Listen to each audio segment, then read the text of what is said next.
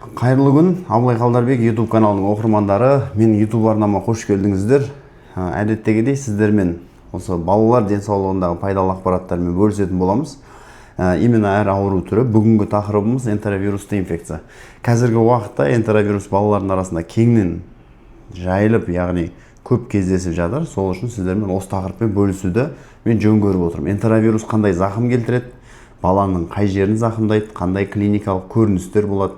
Несіне байланысты оның энтеровирус екенін білсек болады, және үйде не істеуге болады, және қандай белгі болғанда балада немесе баланың жағдайы қай дәрежесінде дәрігерге дереу барғаныңыз жөн. Осының барлығын сіздерге талдап айтып беретін боламын. Сіз менің арнама тіркелуді ұмытпаңыздар. Енді энтеровирусты инфекция бұл ауа тамшылы жол арқылы жұғатын инфекция, яғни ауадағы вирус бізде мынау жоғарғы тыныс жолы дейміз, ауыз, мұрын, входные ворота, сол арқылы кіріп ағзаны зақымдайды. Былайша айтқанда, қарапайым тілмен түсіндіретін болсақ, бұл халық арасында кең тарап кеткен тұмаудың бір түрі. Энтеровирустың негізгі белгісі қандай болады? Бала энтеровирусты жұқтырғанда бірінші кезекте температура көтеріліп бастайды. Екінші, бізде көбінесе мұрыннан су ағу, жөтелу секілді және денеде бөртпелердің пайда болуы. Яғни алақанда, табанда бөртпенің және ауыз қуысында бөртпенің пайда болуы. Бұл энтеровирустың бір айрықша, ерекше белгісі. Былайша айтқанда, қарапайым айтатын болсам, болезнь рука, нога, рот дейді. Яғни осы үш локация баланың алақаны, табаны және ауыз қуысында бөртпелер пайда болып кетеді. Енді энтеровирус несімен қауіпті? Ең мен балаға қауіп келтіретін нәрсе, энтеровирус бізде орталық жүйке жүйені, баланың миын зақымдап қояды. Энтеровирустың әсерінен энцефалиттер дамуы мүмкін. Энтеровирустың әсерінен түрлі неврологиялар, судорогалар дамуы мүмкін. Сол себепті бұл жеңіл-желпі қарайтын, немесе 2-3 күнде өзі жазылып кетеді деп қарайтын ауру түрі емес. Қазір қаншама менің өзіме консультацияға келген балалардың арасында энтеровирустың көрінісімен келіп жатқан балалар бар. Энтеровирустың кишечный формасы болады, іш өтумен келеді. Былайша ротавирус сияқты құсумен келетін түрлері де бар.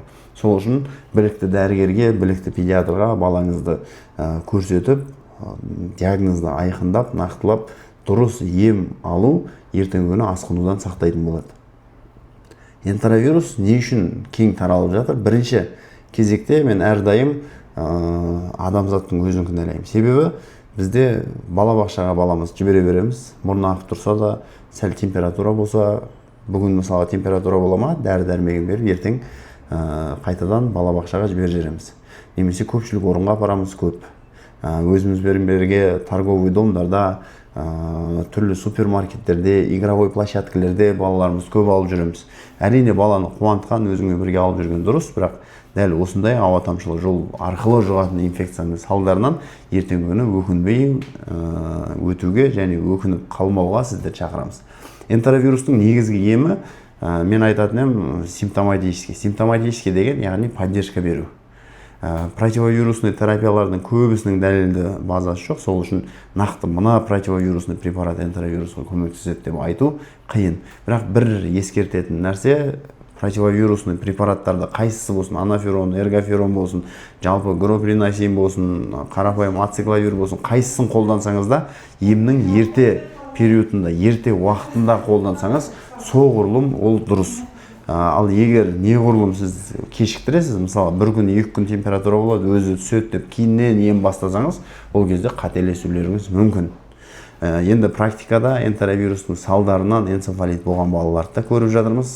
Энтеровирустың салдарынан үйде бірнеше баланың ауырып жатқанын, бірінен кейін біріне цепочканың жалғасып кетіп жатқанын да көріп жатырмыз. Сол үшін бұл видеоны сіздерге жолдап отырмын. Тек қана энтеровируста емес, кез келген ауруда алдын алу үшін менің парақшамды әрдайым бақылап отырыңыздар, тіркеліп алыңыздар. Енді энтеровирус балаңыз болып қалды делік, балаңызда температура жөтеліп жатыр, аз-аз мұрны ағып жатыр, бөртпе басып кетті денесі. Не істейсіз?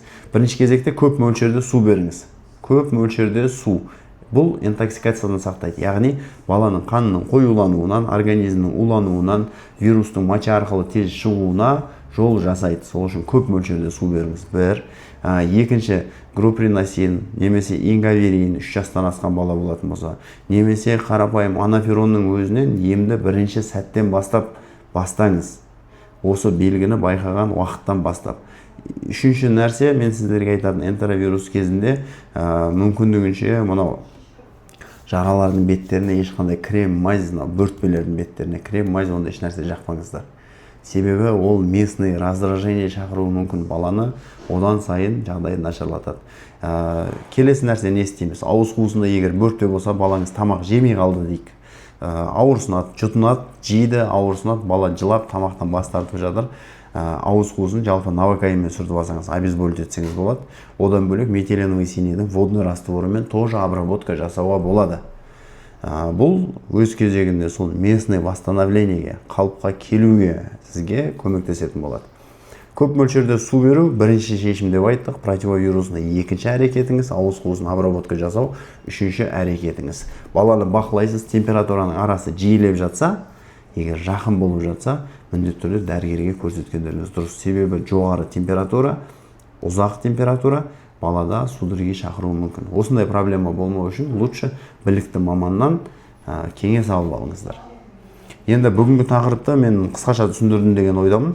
Энтеровирус туралы ойларыңыз болса, немесе балаңызда мен айтқан симптомдар, температура, құсу, баланың іш өтуі, ауыз қуысында түрлі стоматиттер, язвалар, герпестер шығып кетсе, мен сізді қабылдауға дайынмын. Абылмет орталығы, телефон номер 708-813-2086.